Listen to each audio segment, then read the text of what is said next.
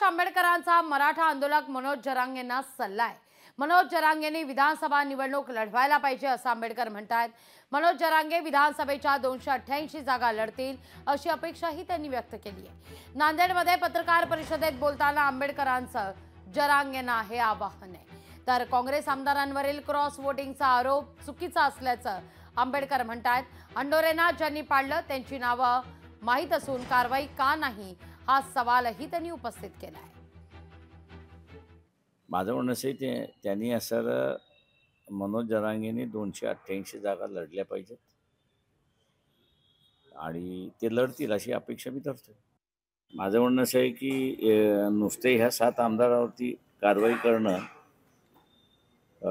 हे चुकीचं होईल मी असं म्हणतो।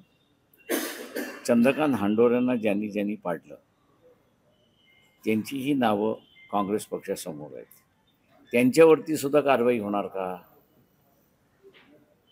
की पुन्हा काँग्रेस पक्षातला मनुवाद हा बाहेर येईल।